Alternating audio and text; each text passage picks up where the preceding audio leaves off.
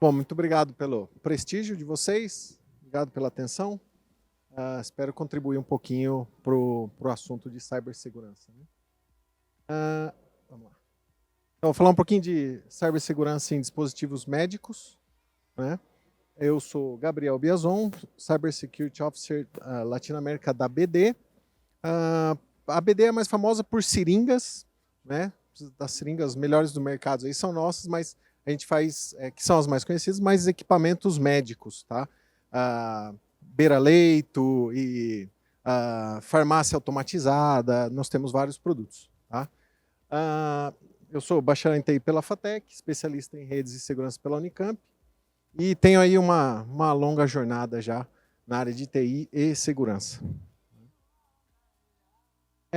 Vou tentar aqui, para a gente fazer um racional, né?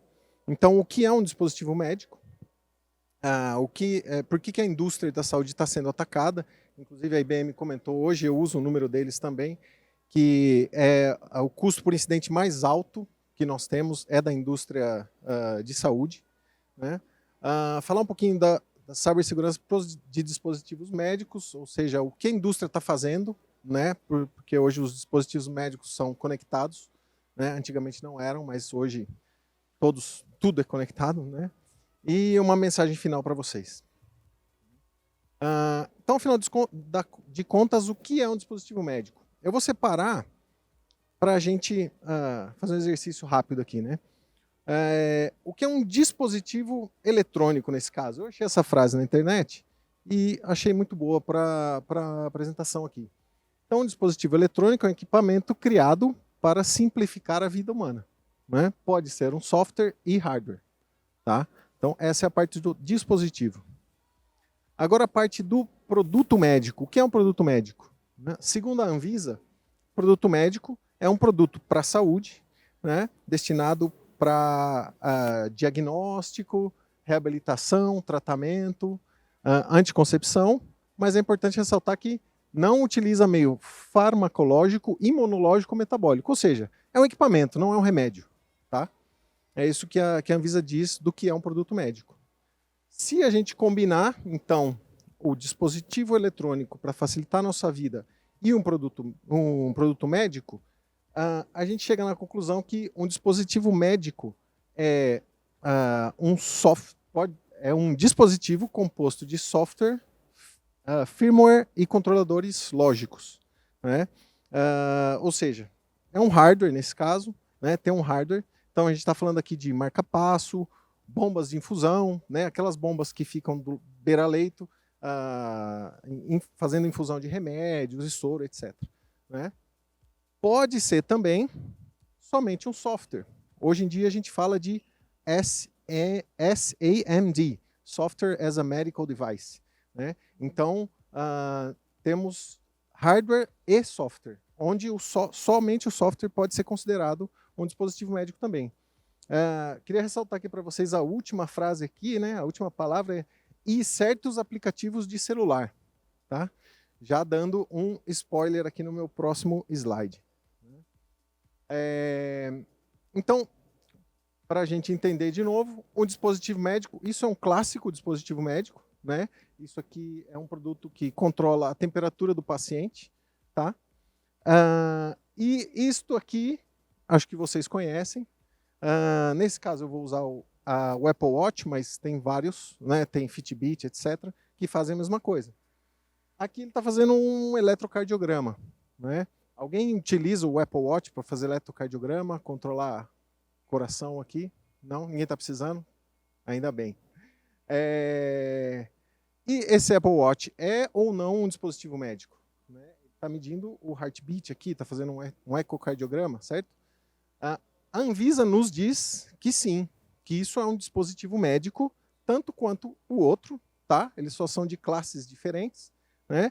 Mas a gente pode ver aqui que a Anvisa classificou ele como um produto de médio risco ao indivíduo. Ou seja, nós temos que tomar muito cuidado, porque tem gente hoje que usa o Apple Watch, o Fitbit, etc., para controlar arritmias do coração e etc. Né? Então, se o Apple Watch, por exemplo, a pessoa está em uma viagem, no meio do mato e conta com um relógio para fazer esse monitoramento do coração. Se esse relógio está invadido ou o software para de funcionar adequadamente, essa pessoa pode estar longe de um atendimento médico e achando que está tudo bem e não está, né? Então, por isso que é um produto de médio risco, tá? Ele tem um risco, apesar de parecer recreativo ou somente para fitness, né? Mas não é, tá? A indústria da saúde, como eu comentei, está sendo bastante atacada, tá? Mas por que, né, a indústria da saúde?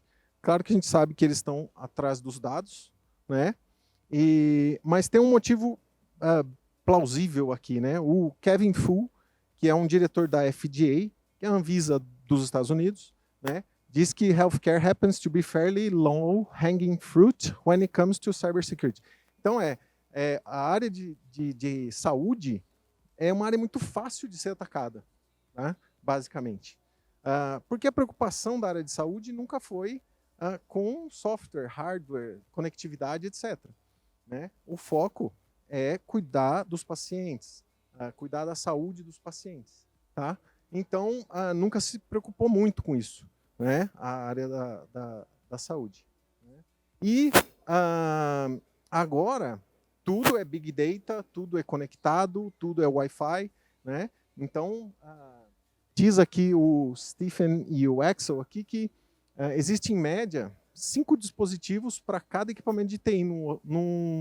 A HDO é Health Delivery Organizations, né? Pode ser hospital, pode ser uma clínica, pode ser até farmácia, dependendo do que eles fazem lá dentro.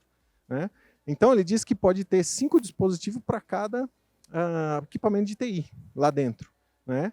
Se a gente considerar um hospital com 500 leitos, nós estamos falando de 7.500 dispositivos dentro desse hospital. Nós estamos falando de leitos aqui. Né? Sendo que de cada 10 dispositivos, 4 são conectáveis, vamos dizer assim. Não posso dizer que estão conectados, mas são conectáveis. Né? Então, a gente está falando de uma estrutura para saúde, para cuidado, que está conectada na internet, que está conectada na rede.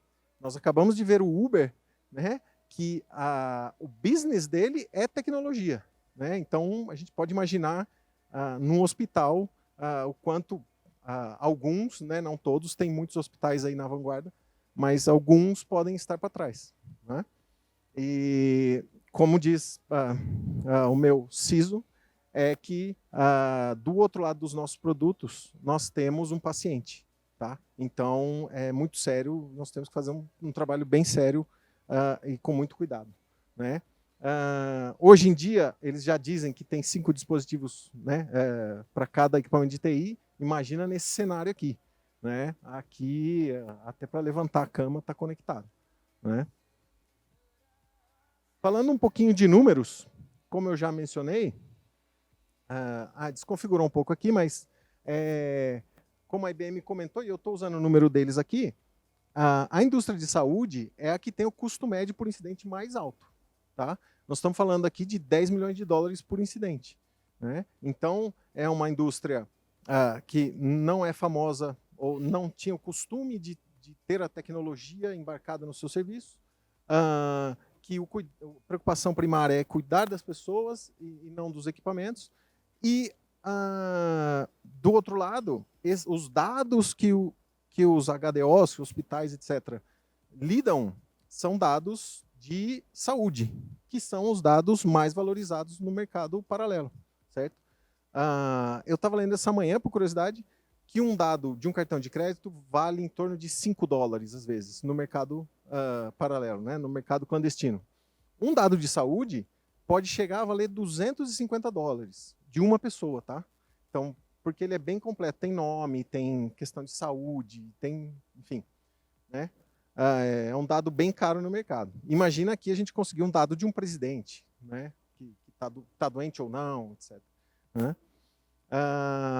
Aqui, só nos Estados Unidos, de janeiro a junho desse ano, ou seja, 6 meses, dados de 20 milhões de pessoas foram comprometidos. Tá? Então, a indústria realmente está passando por um momento de maturação de segurança, né? Realmente, a gente está preocupado com isso, né? Novamente, por que tanta preocupação? No caso da indústria da saúde, né, como eu comentei, do outro lado dos produtos está um paciente, né? Aqui, nesse primeiro caso aqui, dizem que é a primeira morte devido a um ransomware, tá? Esse aqui foi um bebê nos Estados Unidos, setembro de 2021, que o monitoramento falhou, né, pelo ataque de ransomware. E aconteceu essa morte de um bebê, né? Esse outro caso aqui é um paciente na Alemanha, uma pessoa precisava de um atendimento melhor, teve que ser transferida para um outro hospital. Quando estava chegando lá, o hospital ligou e falou: olha, não venham, fomos atacados, não temos sistema, não temos nada. E aí esse carro teve que se dirigir a outra cidade e esse tempo, né, esse delay que foi de 1 hora, talvez contribuiu para a morte de uma senhora, né? Isso aqui está em estudo ainda, apesar de ser antigo, ainda estão pesquisando e investigando, né? Mas é isso aqui. Então, o que a gente lidar na indústria da saúde são vidas, né? São vidas. Esse é o recado. E agora, como mitigar esses riscos, né? O que a indústria de saúde está fazendo? Tá? Aqui é um cenário global, né? A gente tem FDA, que é dos Estados Unidos, tem o Departamento de Defesa, tem aqui o Departamento de Infraestrutura, a Agência de Segurança, esses 3 dos Estados Unidos, tem o NIS 2, que é a nova regulamentação que está saindo na Europa agora, tá? Tem o NIS 1, agora está o NIS 2. A China tem a sua própria Cybersecurity Law. Confesso que não tenho detalhes muito da China, mas eles estão preocupados com isso, né? E eu deixei este primeiro aqui de propósito de lado, que é o International Medical Device Regulators Forum, que é onde todos esses caras aqui, todos esses órgãos e todos esses países se encontram para falar de regulamento para medical device, né, para dispositivo médico, tá? E ainda bem, como parte da IMDRF, na América Latina, a Anvisa é a única que faz parte, tá? Tem a Argentina como parte do IMDRF, mas eles são observers. Então, não sei exatamente qual é o papel, mas eles não são parte. Eles observam tudo que está sendo discutido lá, né? E a Anvisa é parte ativa desse fórum, né? Tanto é que aqui eu não vou entrar em detalhes, mas por curiosidade, a Anvisa lançou aí agora, faz 2 anos, o Guia 38, que é basicamente uma tropicalização das melhores práticas de cibersegurança que está sendo discutido na MDRF para o Brasil, tá? Apesar de ser um guia, as empresas têm que seguir, né? E a RDC 657 saiu em março desse ano, regulamentação sobre software as a medical device, tá? Então esses medical devices via software, ou seja, o seu relógio também né? Lembrando. Mas, por exemplo, um software que controla o hospital, um software que controla os dispositivos médicos, isso tudo está sendo regulamentado pela Anvisa agora no Brasil também, tá? Então, posso dizer que a Anvisa está bem a par do mercado aí. Nós estamos muito bem no mercado. De toda essa regulamentação de cybersecurity para dispositivo médico, a gente pode resumir basicamente nesse slide aqui, tá? O que fala-se hoje é o TPLC, Total Product Life Cycle, tá? Isso aqui não é nada diferente de software, produção de software, ou produção de um hardware do nosso dia a dia, tá? Isso são os cuidados que a indústria de saúde, novamente, que não tinha uma preocupação tão grande, mas agora tem que implementar, tá? Então, o que acontece aqui, nós temos, na parte de desenvolvimento, temos que fazer um desenvolvimento seguro. Vou entrar um pouquinho em detalhe, mas shift left, todos esses buzzwords que vocês escutam aí, a indústria de saúde tem que fazer, né?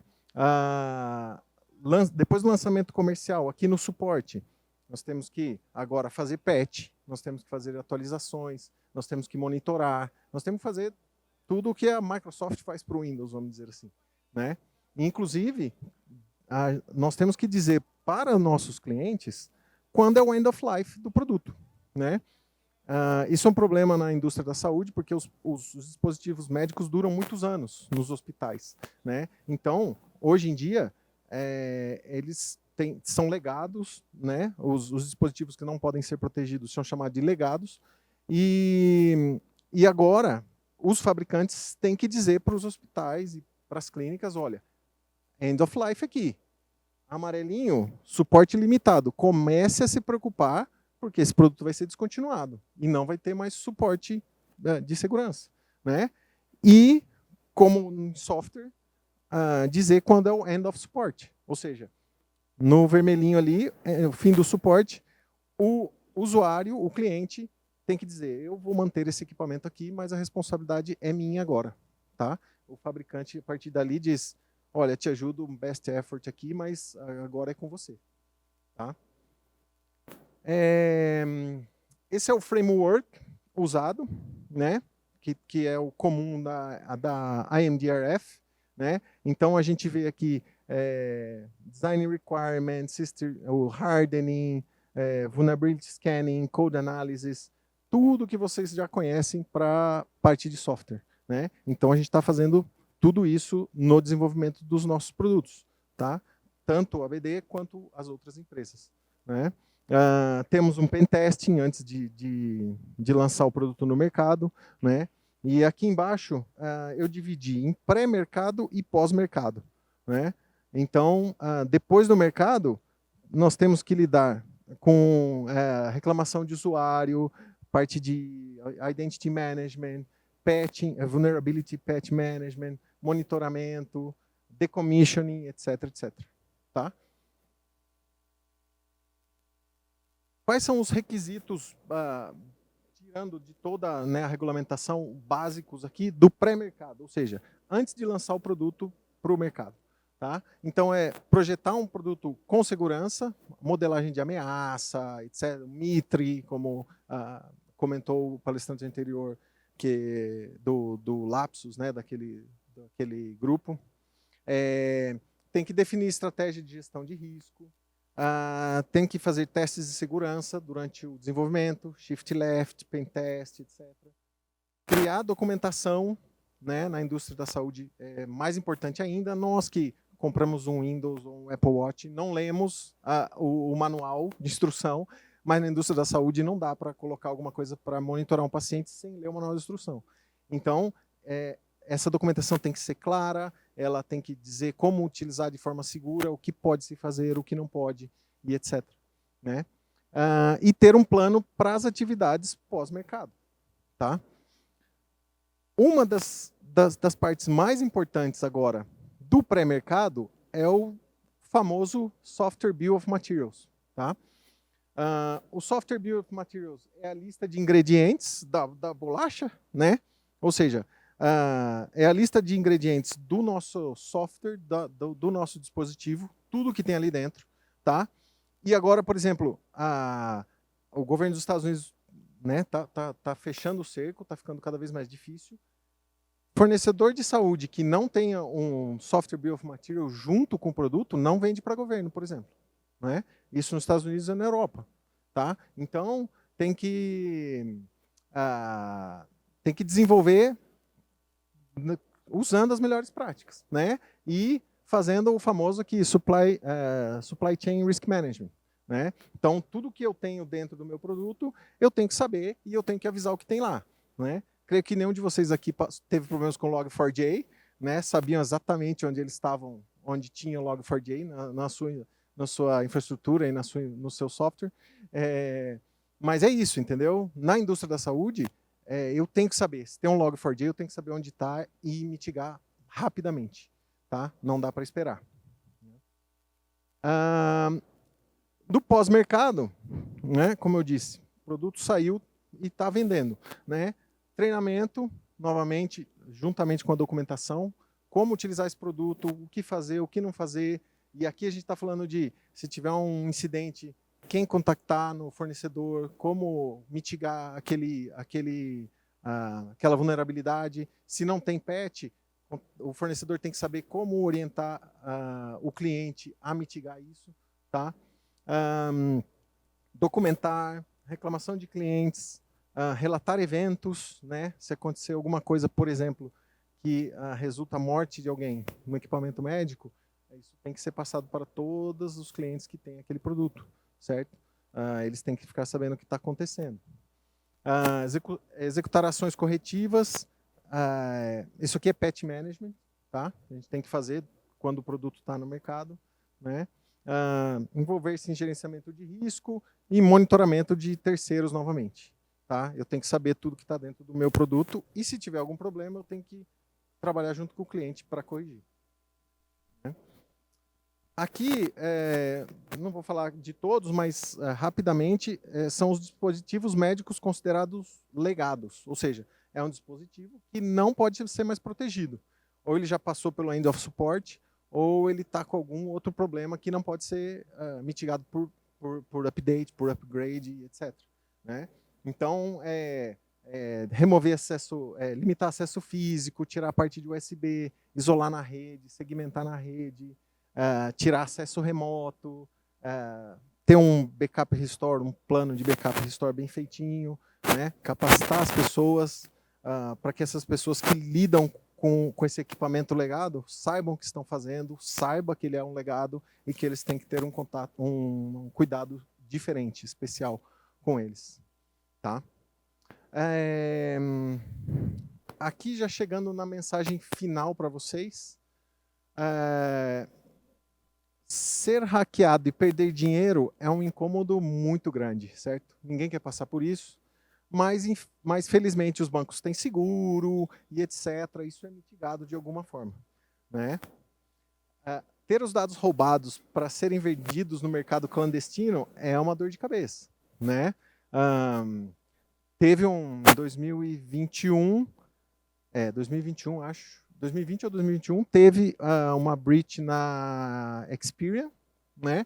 Se vocês verem lá, foram 220 milhões de recordes que vazaram. Né? Coincidentemente, é mais ou menos o número de brasileiro. Né? Então, ou seja, nossos dados já estão na mão de quem quiser, certo? Mas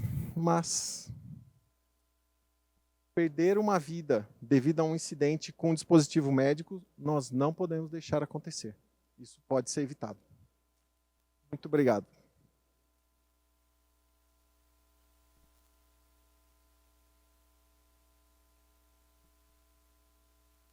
Espero ter contribuído, pessoal. Alguém tem alguma pergunta, alguma curiosidade?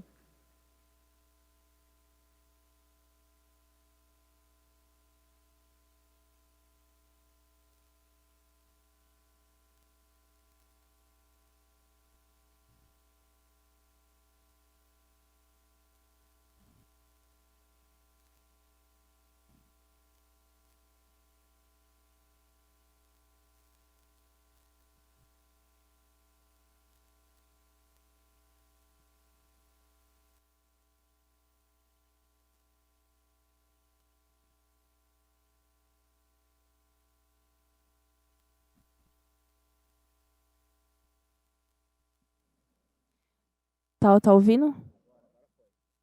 Agora sim. Oi, boa tarde. Meu nome é Leandro, eu sou do Serpro. É mais assim, uma questão de curiosidade, né? Você mostrou aí para a gente aí toda essa preocupação, né, em relação à proteção de equipamentos médicos e tal, em hospitais, clínicas, enfim. Uhum. E quanto a dispositivos pessoais, né, de usuário, aquele smartwatch que hoje em dia te monitora tudo, né? Sabe tudo da tua vida. Eu fiquei sabendo também um tempo atrás que teve até ataques, né? Tem até ataques direcionados para marca-passo, esse tipo de coisa. Como é que está o cenário hoje em dia? Eles têm que atender também toda essa regulamentação, né? Tem que ter essa proteção para esses dispositivos pessoais também? Tem. Deixa eu ver se eu consigo voltar aqui rapidinho, porque aí eu te passo com mais detalhes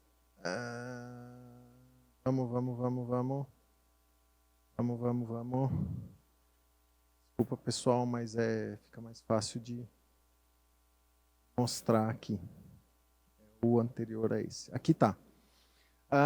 O dispositivo médico, a Anvisa considera o smartwatch, né? A gente pode ver aqui, eu estou falando da Apple, mas tem vários, tá? Tem várias marcas, né? Então, a Anvisa aprovou o ECG, que é ecocardiograma, do Apple Watch, tá? A gente pode ver aqui, não sei se dá para ler, mas é da Apple, tá?